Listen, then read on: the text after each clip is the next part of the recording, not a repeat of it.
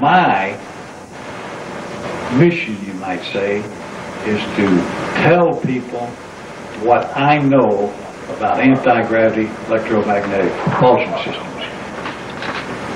I was in the Air Force for 21 years, and that's where I run into electromagnetic propulsion systems.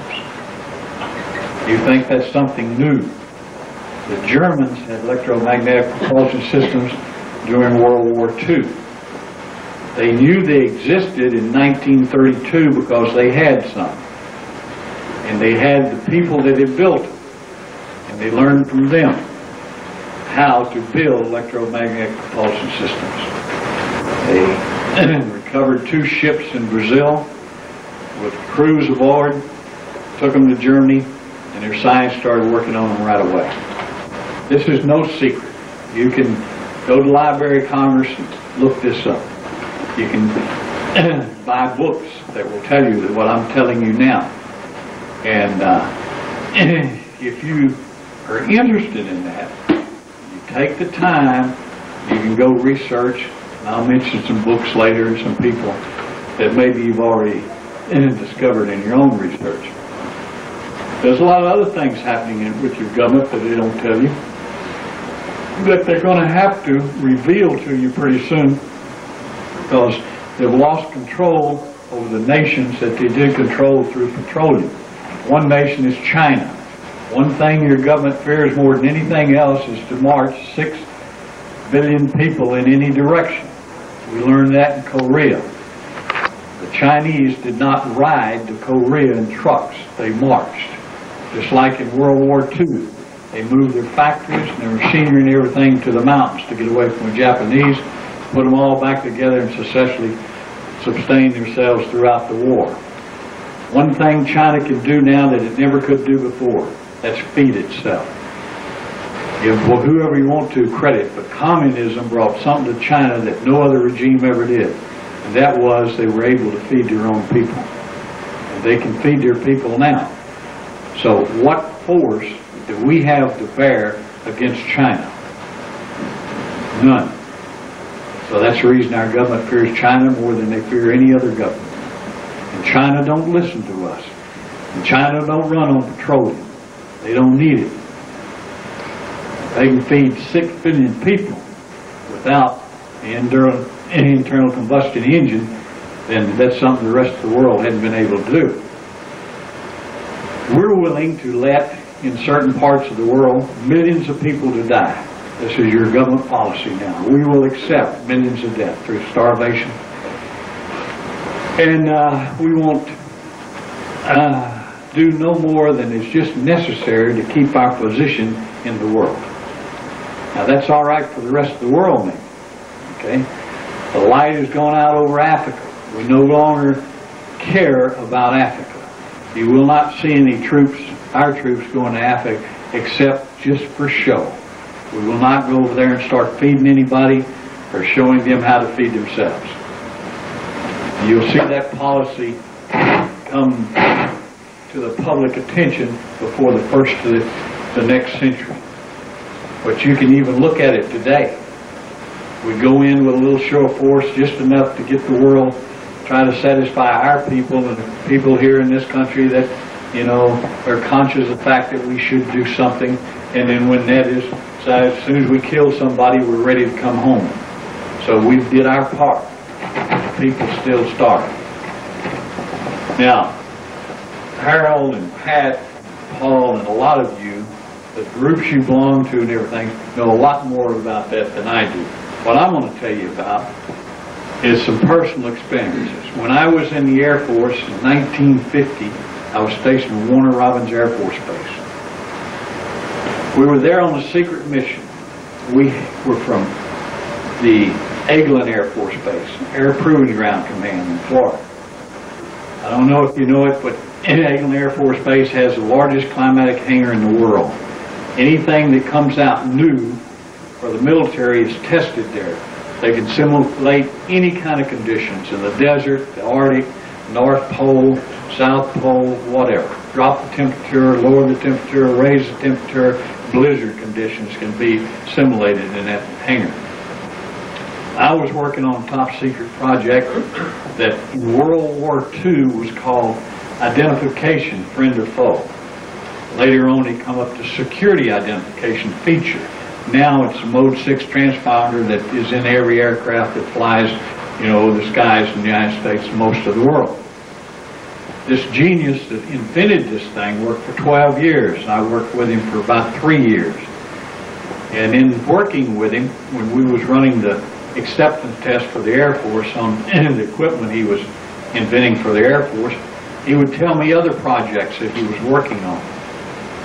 Well, sometimes I'd ask him questions. Well, you don't have a need to know. I can't tell you that. That's top secret.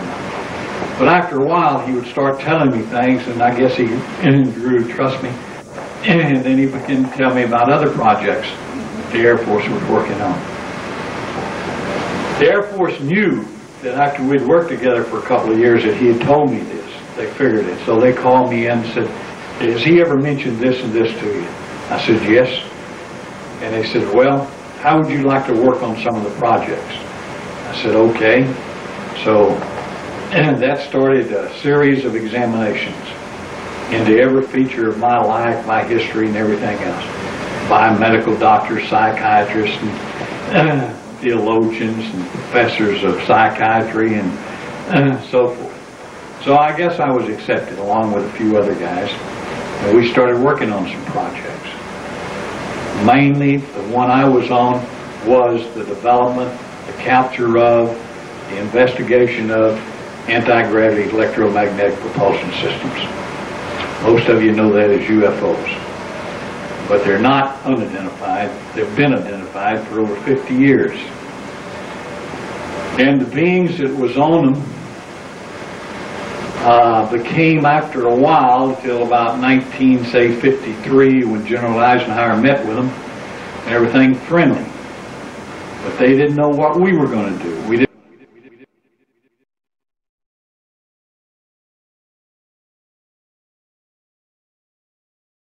That's what they tried to find out.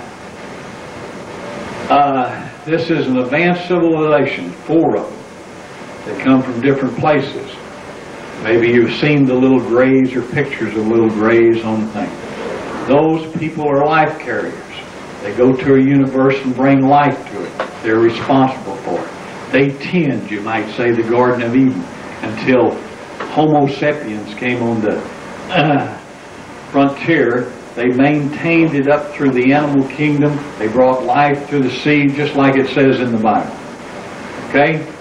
And they brought the first Homo erectus to this planet through changing the DNA codes of the evolutionary characters that they had caused to be seeded and raised on this planet, just like they did to a race of people on Mars thousands and thousands of years ago. And on other planets in other solar systems within our universe, which this universe in which we're in, which is out on the Andromeda galaxy, way out on the, not too important really. The place in which they come from, the Greys come from, in the constellation of Orion, it's the center star of the belt. And the planet that they come from, the solar system they come from, around that star is Tayeti Yeti. This is not hard to find. You can go to the Library of Congress and look that up. And it's been published in several books. They flew a vehicle that would be influenced by our radar in the early days, in the early 40s when we was first inventing radar. And we come to find out that we can interfere with their propulsion systems if they were slow and if they were low. And they got real interesting in what we was doing at White Sands. So we moved a lot of our high power radar into that area. We concentrated on them, and we caused 2 of them in 1947 to run together. You know that as the Roswell incident. One of them blew up in the air, and all the beings aboard were destroyed. One of them went down, and they were 4 of them aboard. 2 of them were still alive when the Air Force got there. The Army got there, the Army Air Force of those days. One of them died shortly before they could get him anywhere. The other one remained alive for 3 years. We kept him out here in Los Alamos laboratories for those 3 years. There was a doctor, a medical doctor in the military that took care of him those days. And at first we could not confine him. He could just go through the walls. So we had to build a Faraday cage, electromagnetic cage around the building that we held him in. After that, when we could confine him, he began to tell us truth. We think it was the truth. Okay, prior to that, he could tell what the question was, and he already had the answer. He could tell what answer we wanted to hear, and he'd tell us the answer. So, until we confined him, we didn't begin to really make any progress of finding out what they were here for and where they were from.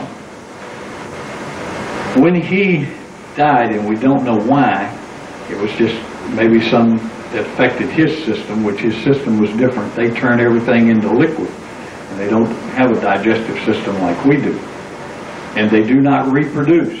They're created, they're one of the light beings that's created for a certain purpose, and sometimes you can destroy them, we can destroy them, we have did that purposely, and sometimes accidentally. They really do not need bodies if they're traveling through space or they're traveling through time.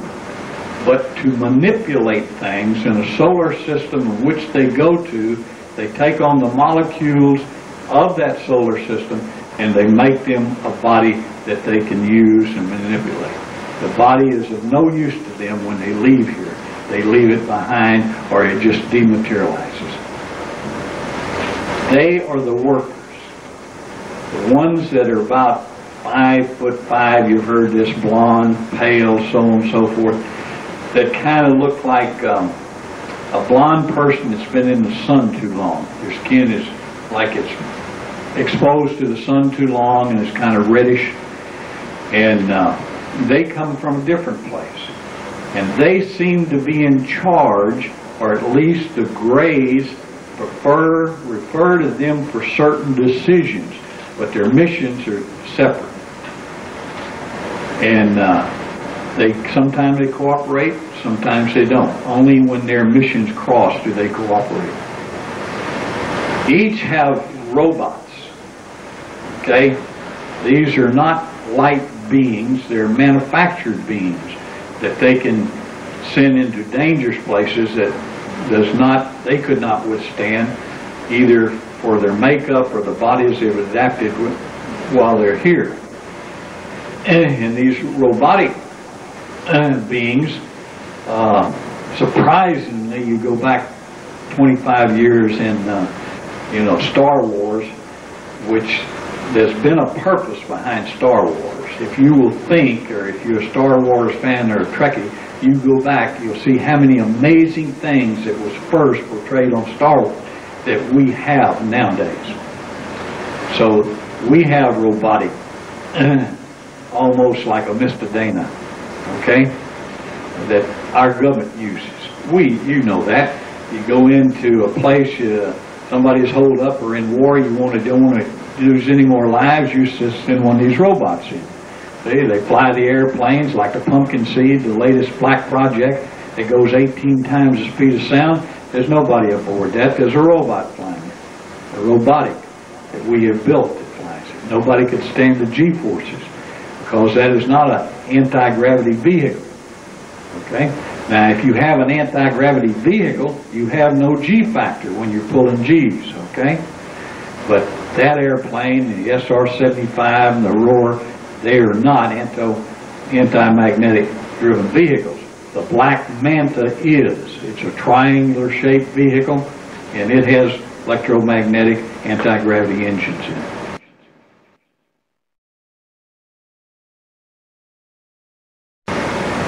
The Air Force flies those out of Kirtland.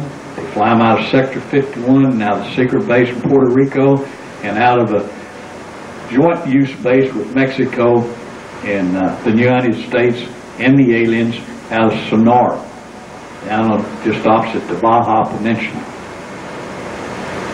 Now, my first encounter was when we was running radar missions against, we thought it was against SAC, penetration missions. That's when we had old gap filler radars strung all across the United States, the DEW line, and so forth.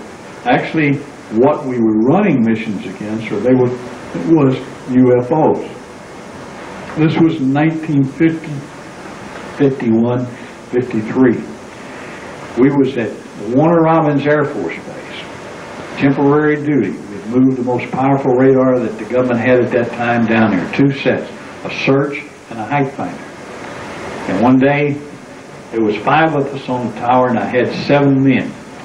5 of us was on the tower working, and somebody says, "Look, flying saucers." So we turned around. There's these 3 shining objects sitting out there about a mile, flat on bottom, round on top, luminous, shining. That was the Project Blue Book days. Okay, the astrophysicist in charge of investigating that and debunking all these sightings was H.J. Heineke, which later became a friend of mine. He was a technical advisor on Close Encounters of the Third Kind, paid by the government. The government has paid every one of the Spielberg movies that he has made. They have guaranteed, if you lose any money on this, we will pay your losses. So far, he hasn't lost any money. So we haven't had to put any money out of the Federal Reserve pocket. There's a new one coming out pretty soon, 3 or 4 months, the Roswell incident. Now, it's supposed to be the closest to the truth of what happened down there in 1947 than any they've shown before. They made him the same guarantee. Heineke won't be directing that one as a scientific director because he's dead. But I advise you, if you're interested in it, go see that movie. There's a couple of personal friends of mine that are going to be portrayed in that movie, and I've talked to them. I said, I want to see if you're a nut, you know, if you're going to be, are you a delusion, or you're discredited, you know, Air Force pilot, or what? I want to see how they portray you. Now, they are too, they're interested. But they have interviewed them. So we'll see how much they really put in the movie. When we saw these 3 things, if you're familiar with Warner Robins, they were thin about 9,000 GIs and probably about 20,000 civilians that worked on that base. So we were looking at them. We said, well, now what's Heineke going to say about this? And he said, well, it's swamp gas or it's mass hypnosis, all those suggestions, so on and so forth. That's his standard answer. So, okay, none of that paint's on the radar. So let's go down, turn on the radar, and see if this is going to paint. So we go down, turn on the radar, and we end up building with French doors all the way along one side, so we could open all the doors and see these 3 ships sitting out there. And we was painting them on the radar. So, okay, turn on the cameras, take the radar pictures, go outside and take the pictures like we're supposed to do. So we did that. They started moving. Now, at that time, the radar rotated 4 times per minute. And when they started moving, they moved out horizontally for a while and went up, and they was off the scope within 4 revolutions. At that time, we deemed that to be about 3,300 miles per hour. We had nothing in the Air Force inventory that would go that fast at that time. We had nothing in the inventory that would set still and hover like that either. So then we say, all right, we're going to report this. And we decided, well, we're not going to report this. You know, you're going to be sent over to psychiatrists. Why you want out of the Air Force? And then they keep badgering you, you know, until you say you didn't see nothing, and so forth. That was the usual procedure. Or you was threatened if you kept saying you saw something. So we said, you know, all these civilians and all these military, somebody else has seen this. So we're going to see what comes out in the paper. Sure enough, the next day there was hundreds of people that seen these things sitting there and seen them move off. So they call for Heineke, and it comes out, Project Blue Book, in the local paper about 3 months later. Yeah, it was swamp gas, all those suggestions, mass hypnosis. And we're sitting there, none of that paint's on radar. So then I got interested in seeing what else the Air Force knew in other reports. Well, I was a Conrad courier that carried the war codes that are sent out by the President. If you ever watch the President, there's a warrant officer by his side all the time. He has the launch codes to all the nuclear vehicles. And it's passed down through the Air Force to men. They're always in control of those codes, and you're armed and you're sworn to shoot the other one if he's going to compromise the codes. So I had a top cryptographic top secret clearance. So I'd go in the center and I'd watch all these messages come in of all incidents where these UFOs were sighted. And I got to learning, hey, there's a lot of this going on. And then other people that had the same type of clearance, I'd begin to discuss, this with them. And about that time when I'd learned this is when the Air Force decided he knows more than he should know. So we either take care of him or we bring him in on the project. And that's when they offered me the opportunity to go work on secret projects as far as anti-gravity electromagnetic vehicles.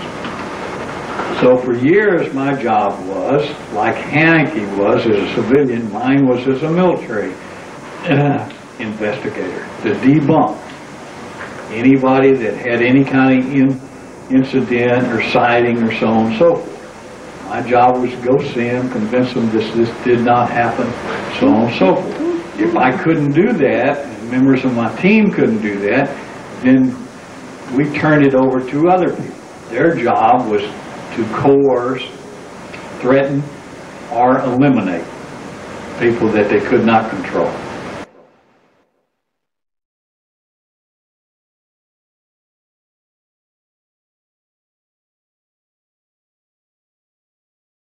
Do you want to know what they said? I don't know what it is. You, or your own individual conscious and mind, will have to come to that conclusion. But what they said was that they had been coming here for thousands of years, since the beginning. And that they do this when things need change. They don't come to save anybody. They're not going to load us up, take us off anywhere, anything. But when we begin to destroy so many other type beings, there are beings here that we don't see, we don't know. Sometimes we catch a glimpse or we catch a feeling, okay? But we have now, since nuclear weapons have come into being, destroyed some of these beings, just like we destroyed some of the beings that we do see, like the carrier pigeons and the buffalo and other creatures that we have eliminated from this sphere. Okay? So when we get so bad and we're destroying these beings, which what makes you unique, this is the most important thing, is you are a rare being because you have free will. Now, that was the greatest gift given to this project, and this is just one of billions and billions and billions of projects, as Carl Sagan would say. But you, in this solar system and in this universe, are unique because you have free will. Other beings don't. Even like your Bible says, angels desire to know what men know. Angels do not have free will. They work within the prescribed limits that God set. He tried that one time. He tried to give them free will. What did they do? About a third of them rebelled. Not only did they rebel, but they led a lot of other creatures into rebellion. And we still suffer from that today. This is a unique universe in the sense of our little part of it, the only one that rebellion ever took place. Maybe because, as far as they say, we're the only one that has free will. Now, if you're a creature that has free will, then sometimes you can become a God within yourself. You have that choice. Okay? But you upset the scheme of things. Now, they are Homo sapiens today that exist in this world and has that they don't want you to have free will. This is the main thing of why they've come back now, is to let it be known that they are Homo sapiens, that's your generation, your type of creature, that do not want you to have a free choice anymore. This country was set up unique in the history of Homo sapiens. At the time, there was nowhere on earth that you could have or express free will. We had kings and princes, or churches and religions that dominated your free will. The red man of the 7 races on this planet had been given this Garden of Eden for 20,000 years.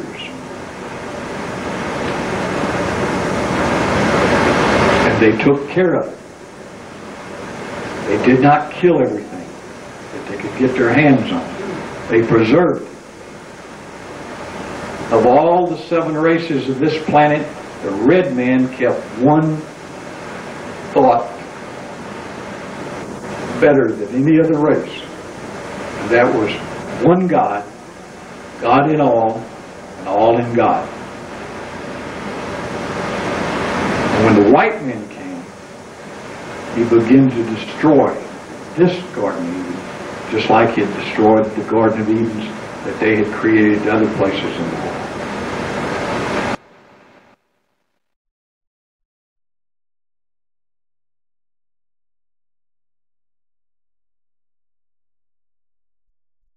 With manna from heaven. You know what that was? The buffalo. Everything he needed was in the buffalo. And he used the buffalo to move him all over this continent. And now he's leaving, like there are other beings leaving, like the porpoise is leaving, the elephant is leaving. The porpoise no longer can run free in the oceans. We've polluted them, we've killed them, so on and so forth. So they're volunteering to leave. You hear mass suicide. They just don't breed like they used to. Elephants are leaving. Their habitat are being known.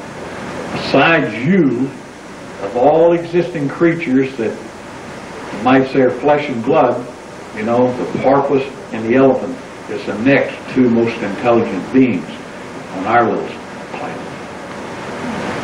They're leaving. What about us? It took 500,000 years, so they say, for Homo erectus to evolve and reach his highest state. Then the DNA codes was adjusted. It took him 500 years to disappear. When I give this lecture at the college, I used to say, but I think I saw 1 or 2 down the hall. It took 500,000 years for Homo sapiens to develop to where we're at today. It will not take 500,000 years for Homo sapiens to disappear. Time is short. And they come to change the DNA codes again and to bring a new creature. Before this year ends, you will have some great theologian, some great scientist, or some great physicist tell you that there is another race of beings here today. About 16 to 18 years old, they've been coming about 20% of the children that are born in the world today are Homo, you can write this down, Homo blank, or you can say it's Homo sapiens. Now that's 2 different qualities. The difference between Homo sapiens and Homo sapiens is that the rapiens, you might say, are more the sons of God than Homo sapiens are. It's a rebirth of the time that when the sons of God saw the daughters of men and saw that there were commonly that came into them and giants was born in the land, and then men lived to be 900, 600, 700 years old. That's taken place again. You can get a book called Abductions. I think it's Ted Mack or Ed Mack, who is a medical doctor that uses hypnosis to progress people back to the time that they first had a contact with an alien and so on and so forth, and they got impregnated, or they took, you know, the eggs from her, or so on and so forth. All of that now is not every case. That's not true. A lot of people, they want to write a book about this. See? So, but I want to tell you, your government can do the same thing. Your government, the CIA, and other intelligence agents can convince you that you've been seduced by an alien and you're pregnant and you're going to have a child. Okay? They're masters at doing it. We learned how to do that in Korea. We learned from the Chinese. Okay, and brainwashing. It's very simple now. You don't have to do anything. You go get shots. We get more shots than any country in the world. All you have to do is have the right thing put in. But by any doctor, especially in the military, you got to go all the time. Oh, we're going to get a tetanus shot. Well, maybe it's not a tetanus shot. And maybe you go to your civilian doctor. Well, I'm depressed. You know, I need a shot. Well, maybe you get what you think you're getting, and maybe you don't. In the future, you probably won't get what you think you're getting. Okay? Now, if you read that book, write that down, because it's going to explain a lot of this for you. It's Abductions, okay, by either Ed Mack or Ted Mack, an MD. I forget how many, 500 or something cases he's investigated and regressed these women that had, you know, an encounter with an alien.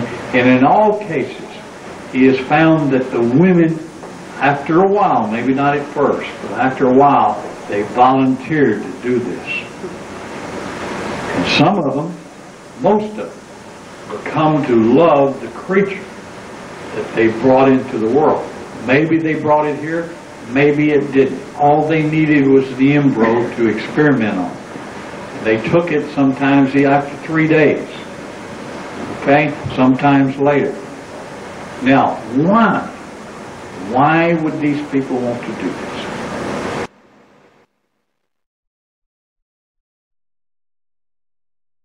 I'm going to tell you a little story, okay, that was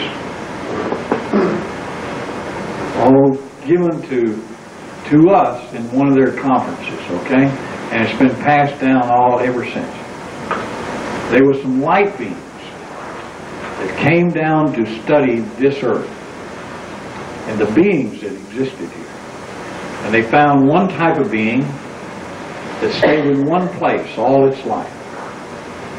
And it took what it needed from the earth, it took what it needed from the air and from the sun, and as it would progress and grow and everything, other things would come and take what they needed to exist from that being. And then when the being died, it became part of the ecosystem, and it regenerated itself, and it regenerated other things that depended on it. That being became part of this world and learned how to exist and became part of its ecosystem. Then they found another being. Now this being could move, and moved all over the world it found itself in. And it learned how to survive. But even when it died, it became food or something else for other beings. Just like when it lived, it used other beings for its subsistence and for its shelter, or for its substance to exist. There was another type being. Now, this type moved, but it killed everything. It took it and it killed it not to exist. It never became part of the ecosystem, but it just destroyed for the sake of destroying. And it eliminated some of the other beings totally from the face of the earth. So when the light beings went back and they reported to the life givers, they said something should be done. They said this third type being, he hadn't learned how to exist in his environment, he has not become part of the ecosystem, and he destroys everything he gets his hands on. The fact of it is, he may be an alien to that world. So they went before the Ancient of Days said, well, we suggest you get rid of the third person. But the Ancient of Days, they thanked them for their report and said, well, we'll study this matter. So they did. Later they came back, they told the light beings, well, we could destroy it. But we've decided that we will take on some of their characterization, and we will pass on to them some of our characterization. And we'll create a new being. We'll raise this being to a higher level. Now, what are we going to take from it? What would be a new experience for us? We will take some of his emotion, because light beings do not know, the grays do not, neither do the neophyms. They do not know hate, jealousy, or fear. But in the same way, they do not know love, compassion, and pity. So that's why and what they tell us that they're here for. To bring a new race of being to this planet. That's not new. You think that's new? That's not new. In the Hopi religion, in the year of 2873, the pale blonde one came and taught the shaman, the priest of the Hopi tribe, these same things. And if you read a book on the Hopi religion, you'll find that there. If you read the Rantha book, you will find it there. If you read the ancient Hindu upslates, you will find it there. So it is not a new concept. It's not nothing new. Now I want you to ask yourself, what I've told you so far, is it going to make any difference in your life tomorrow? Now, Harold, Paul, Pat, they could tell you things about your government, but you better wake up, and you better change, and get interested in changing your life tomorrow.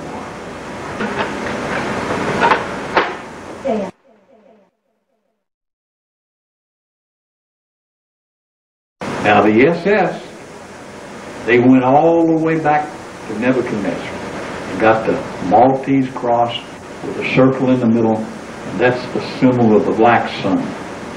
When they started building their anti-gravity, electromagnetic propulsion systems, that symbol was on the early ones they built, the Honeydew 1 and 2 and 3 and 4. Now, they used to fly through the formations during World War II, and we'd see them as light because the sun was shining off of them, so forth. If they flew close enough to the bombers, they would kill the engines. Now, they tried to put some guns on it, but you don't get guns to work on electromagnetic propulsion system. So they was never successful doing it. They even created an electromagnetic propulsion for the cannon they tried to put on it. It didn't work. Because if it's going to move electrically, the electromagnetic engine is going to stop everything. That's the reason the lights go on. That's the reason the cars stop. That's the reason the engines on the aircraft stop.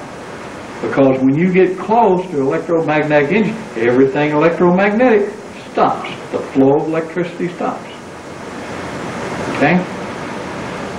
So, when we used to chase them, if the fighters got close enough to them, or they came close enough to the fighters, the engine would quit.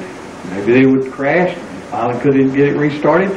So we lost a lot of people chasing them. So we learned not to do that. Okay? Took us a while, but he finally learned, don't go chasing those things. Now, I'll tell you a simple way to tell whether this vehicle you see is electromagnetic or if we have built it. Okay, and at first when the Germans started trying to build one, they would use 12 Volkswagen engines. Well, that wasn't too successful. Okay, then they tried rockets. Then they tried jet engines. That wasn't too. We tried that. It wasn't too successful. Okay. Now we had some electro geniuses that was working on electromagnetic engines. See, at the same time the Germans was trying to develop, you know, engines like these craft that they had recovered.